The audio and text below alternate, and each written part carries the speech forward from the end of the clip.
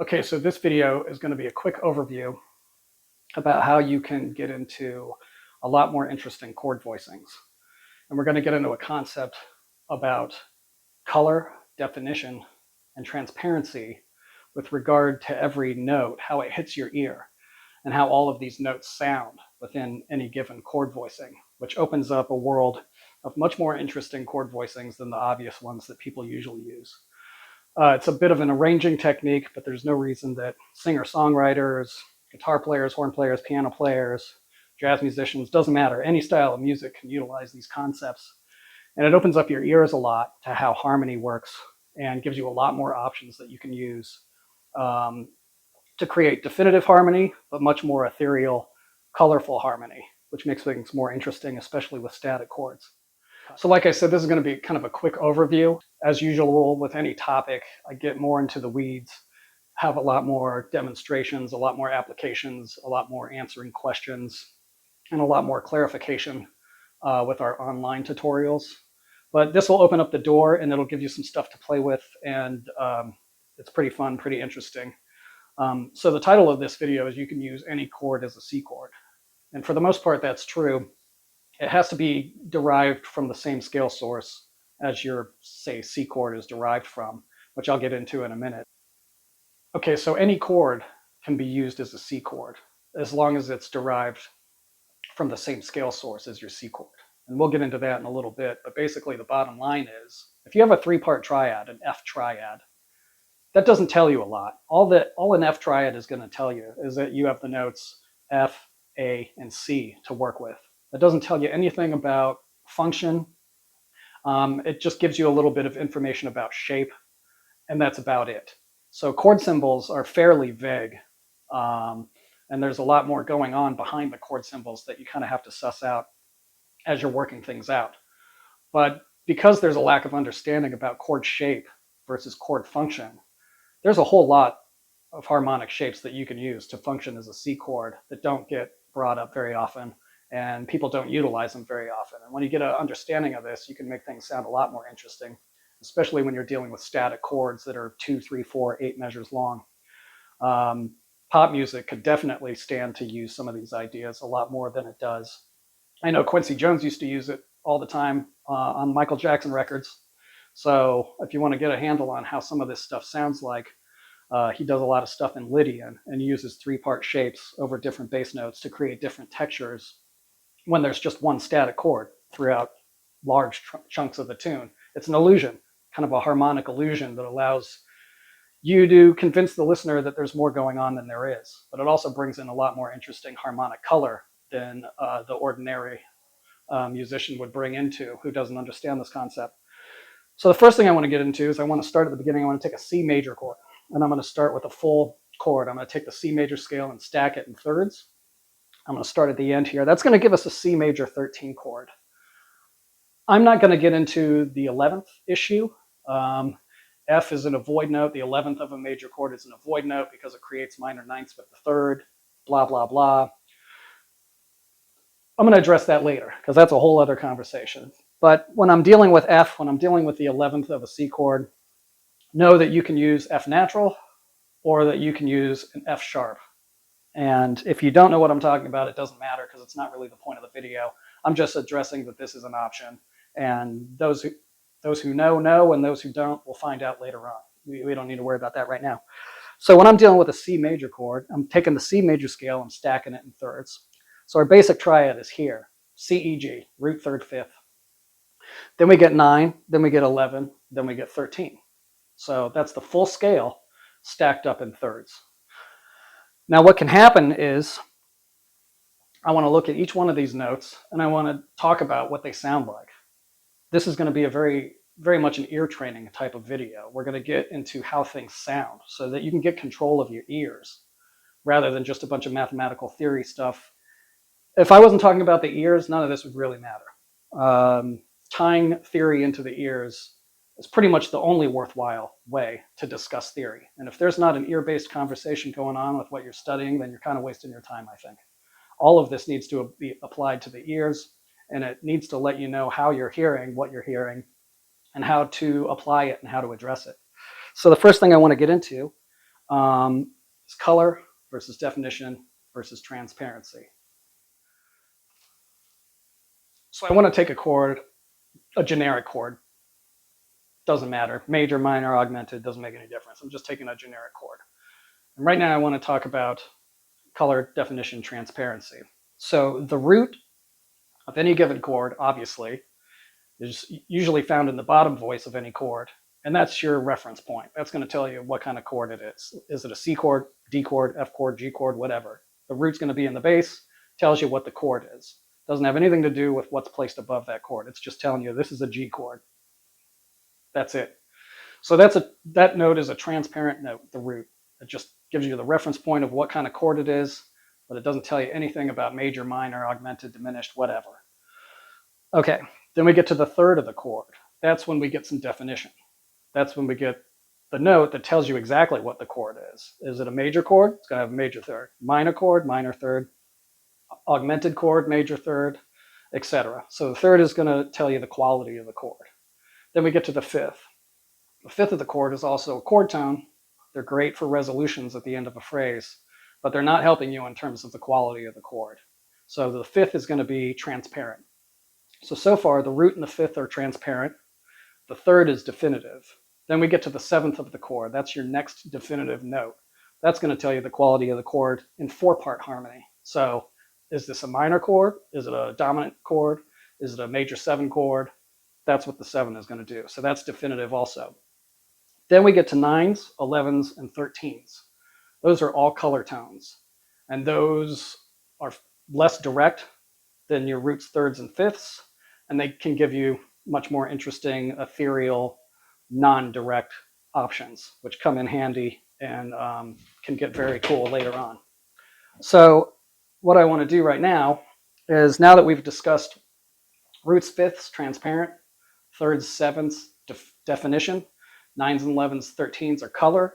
Now I want to start breaking that up and seeing how we can utilize this idea for chord voicings to make much cooler chords than just your straight C chord.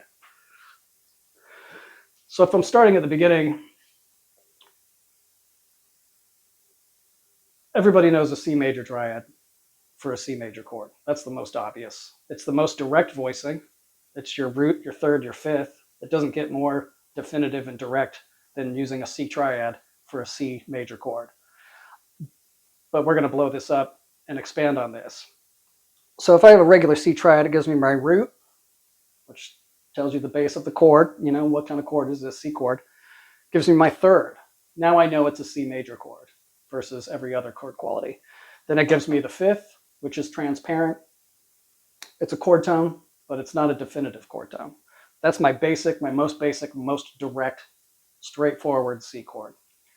Now we start going up in thirds and building new structures out of the triads that are found within the scale. And we're going to talk about how they sound. So if I go up a third up, that gives me my E minor triad. That's going to give me the third, which is definition, tells me it's a C major chord. It's going to give me the fifth, which is also a chord tone, reinforces the fact that this is a C major chord, but it's transparent. And then it's going to give me the seventh, which is the second definitive tone. So this suggests it's a C major seventh chord. And it's going to be an E minor placed over C in the bass. All of these triads up here right now are going to be placed. We'll just assume that there's, if you're a piano player or a bass player, C is in the bass and this triad is on top. Now we get to the G major chord, up another third. This is going to give me the fifth. It's transparent. It's going to give me 1 degree of definition with the seventh. It's going to tell me what kind of C chord it is, and it's going to be a C major 7 chord. And then it's going to give me the ninth, another degree of color. When we get to the B diminished, a third up again, gives me the seventh definitive tone, gives me the ninth color, gives me the 11th. So now we have 2 colors, and we're getting less direct. We're getting further away from this straightforward C. We're getting into more ethereal, less direct versions of the C, but we still have some definition with the seventh. And of course, we have C in the bass to give us the reference point as to what kind of chord it is. There's going to need to be another conversation about consonant and dissonant triads, strong and weak triads. The B diminished triad is going to have a different attitude than, say, a G major triad because of the characteristic of the triad itself. But that's a different conversation that I'll get into later. Okay, the next chord that we're going to get into is the D minor. Now we really start getting into color. We're getting real far away from the direct, straightforward C major triad. The D minor is going to give us the 9th, the 11th, and the 13th. There's no definition and there's no transparency, and there's no straightforward, definitive chord tones here. It's placed over the C, and that's going to tell you that it's still a C chord, but it's all color, which means it starts to get quite a bit more interesting if you're looking for something that's not as straightforward and direct. Then we get into the F major over C, or F diminished over C. F sharp diminished over C, but I'll talk about that another time. We'll just stick with the F major over C for now. Gives us the 11th, color, 13th, color, and it gives us the root again. When we get to A minor over C, it gives us the 13th, color. It gives us the root, and it gives us the 3rd, which is definitive. And now we start to wrap around and we start to get more definitive again.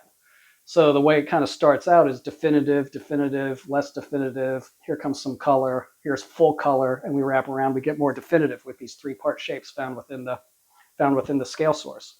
And every single one of these have their own characteristics, their own sonic characteristics and effect, and you can use these to your advantage. You don't just have to play a C triad over C every time you see a C chord. You can get a lot more hip than that, and you can control the sound of it once you understand color versus definition versus transparency. You can pick and choose how you want these new shapes to sound.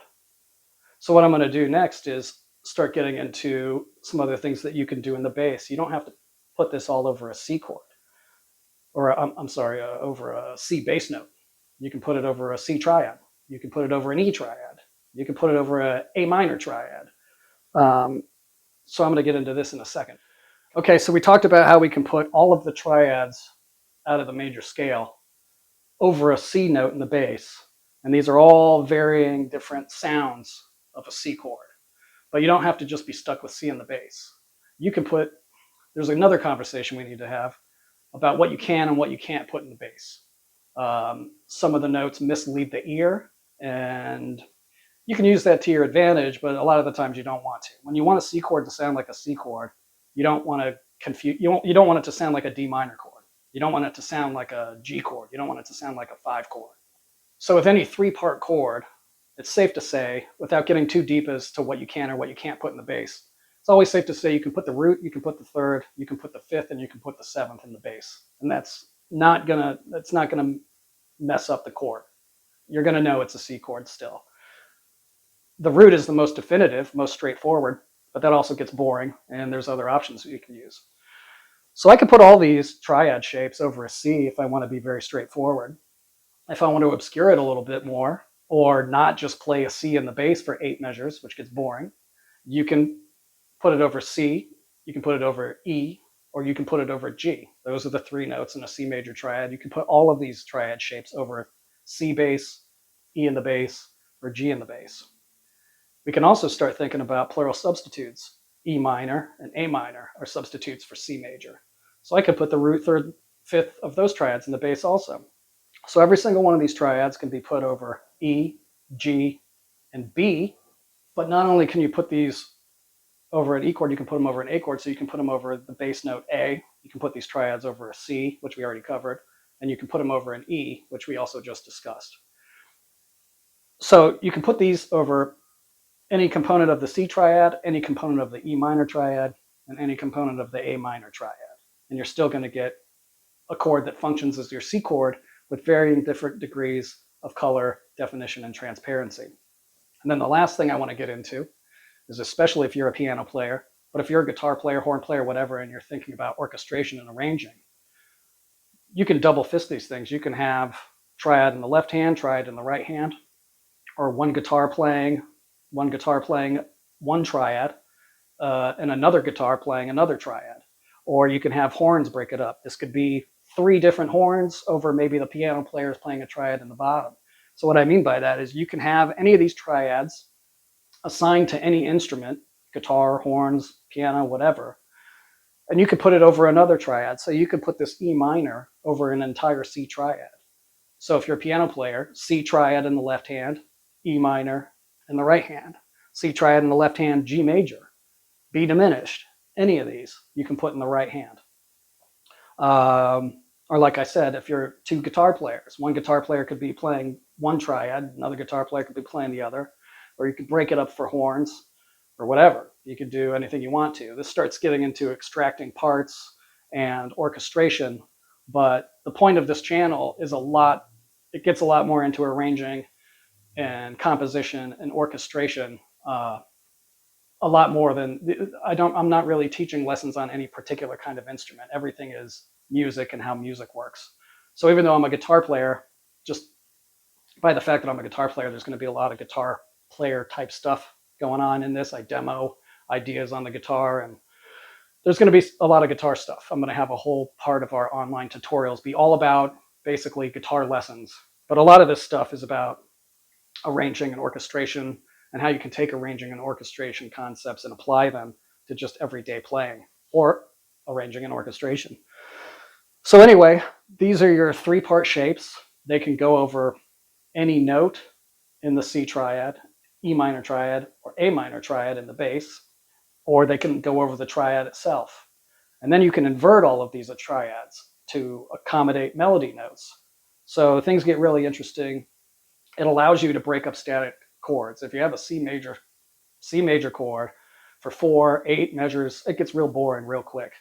And by utilizing these triads, you can still have a shape that functions as a C major chord, but it's bringing in a lot more of the sonic possibilities to the table than you would have if you were just hammering away on a C major triad for 8 measures, which gets super boring real quick.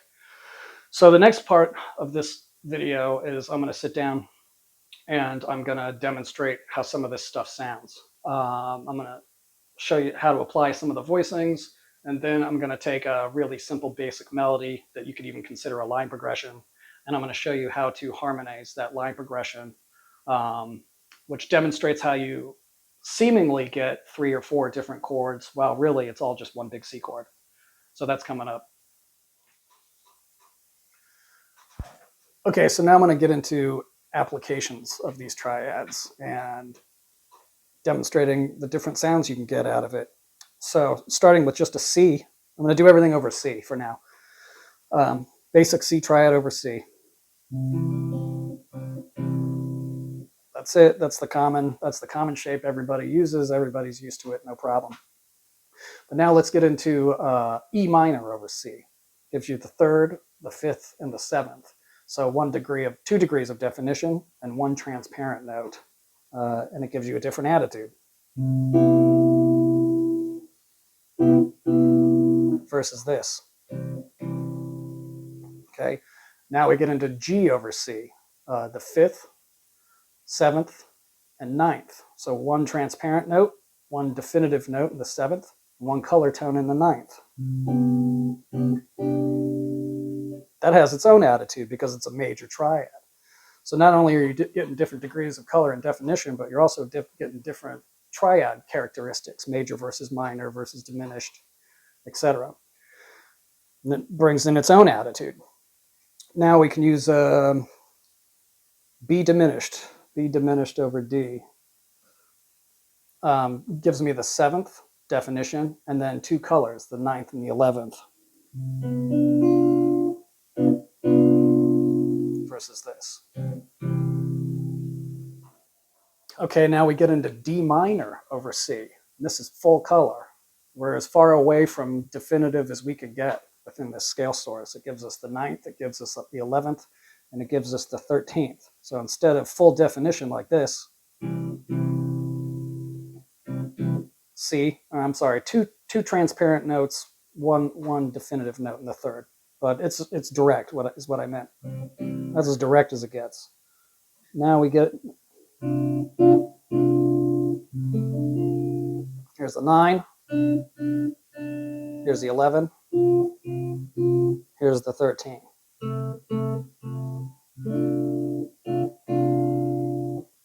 Great chord for a C sus4 chord. Great voicing for that. You don't have your E getting in the way, causing minor ninth issues, and you get your F. That works. Next chord I'm going to do is F over C. It gives me the 11th, the 13th, and the root. F over C is another three-part shape that works great for F in the melody, or if you want a seesaw sound. F over C, C over C. Now I'm going to do, what's the next one? Oh, A minor over C. Okay, so it gives me the 13th, the root, and the third. 13th color, root, transparent, third definitive. And now we're wrapping around. We're becoming less color and more definitive again. Versus C.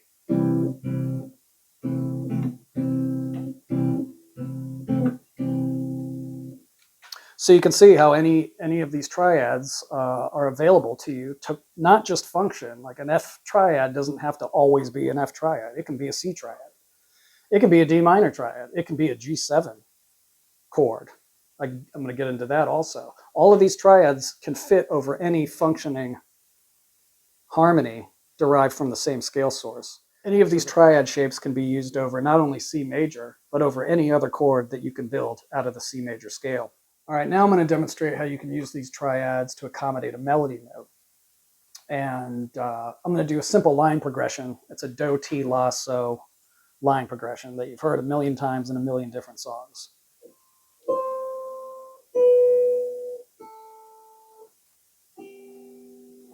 Now I could play this over C. Let's see. Static C triad under.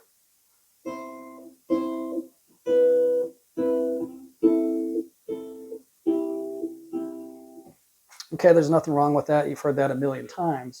But now we can start bringing in some of these other triads to not only bring in some color and to change things up a little bit, but to also break up the static aspect of that C just sitting there. You don't have to just hammer on a C triad the whole time. You can use all of the other triads out of the scale source to accommodate this melody. So I'm going to do, on Do, I'm going to use A minor triad. On T, I'm going to use G major triad. On La, I'm going to use F major triad. And on So, I'm going to use G major triad, all over C. Why did I use these triads and pick these particular triads?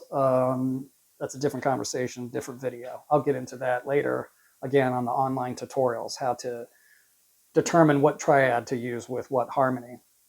But to give you a quick clue, any melody note is going to be the root, the third, or the fifth of a given triad. So for example, if I have a C melody note, it's going to be the root of a C chord, it's going to be the third of an A minor chord, or it's going to be the fifth of an F major chord. And those are your three triad possibilities that you have available to you. And then you can apply that to any other single note and all the other triads out of the scale source. But again, I don't want to get too far off base. So let's see, I'm going to do the Do, Ti, La, So line with different triads. So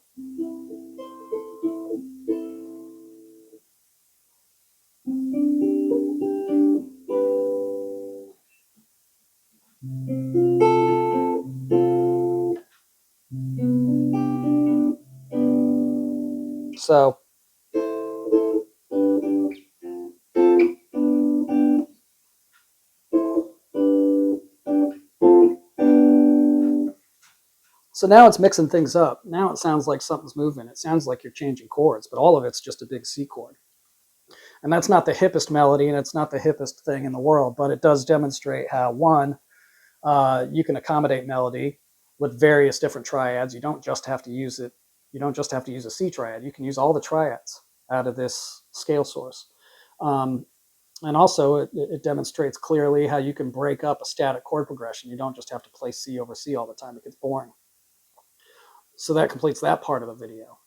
Up next, I'm going to discuss real quick how you can do this over other chords and 2-5-1 progressions and things like that. Okay, so to save time in this video, I basically addressed how you can use these triads over a C major chord and how it just functions as a C major chord, a 1 in major. But any of these three-part shapes can be used for any chord that you can build out of a C major scale.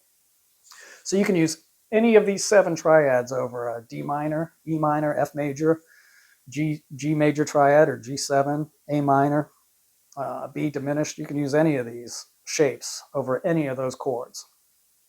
So that means if you're getting bored of your 2-5-1 voicings, try playing, I don't know, B diminished over D. Try playing C major triad over D. Try playing G major triad over D. Any of the triads, play it over D. Then you get to your G7, try any of the triads over a G7. And now that you know color versus definition versus transparency, you'll know how they're going to sound before you play them. So play around with it. If you're a piano player, good exercise maybe is keep your basic G triad in your left hand and play any of these other triads that you get out of the scale source in your right hand. See what it sounds like, see what the difference is, compare it to just a straightforward C triad. And now you're getting into a D minor triad or an E minor triad. It makes things more interesting.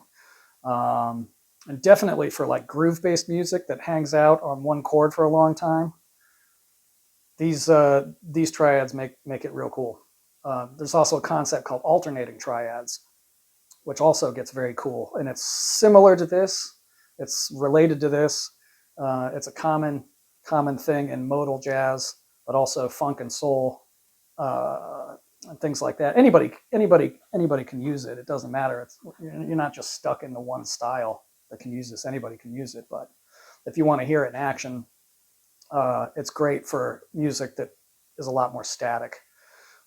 So yeah, there's a lot you can do with it. And, you're only limited by your imagination with this stuff. So like I said, I get more into the weeds in it. I explain more. There's more demonstrations, alternating triads, how I picked the triads, various different kinds. What about altered chords? What about altered dominant chords? What about C major 7, sharp 5, sharp 11, in the middle of a line progression?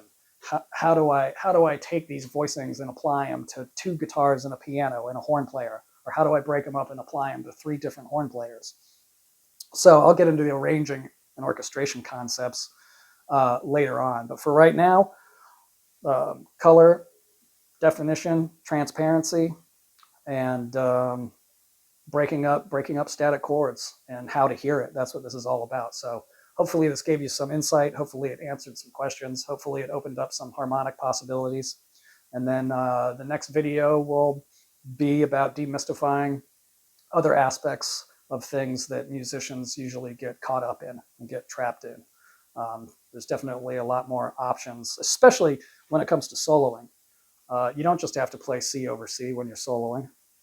You don't just have to hammer on C triad notes. You can play D minor. You can play over F major. You can play over G7. You can play over B diminished. And as long as you understand color, definition, and transparency, you know what it's going to sound like. So if you want it to be definitive, you're probably playing over a C triad or one of its substitutions. If you want to get more colorful without getting completely out, which you can also do, but if you just want to bring in some color, play the 9th, 11th, and 13th. Play over D minor. Even though on paper it says C major, you don't have to do that. You're not stuck with that. You can play anything you want out of that scale source, and you'll know what it's going to sound like because you know color, definition, transparency. So hopefully you get a lot of use out of this, and see you in the next video.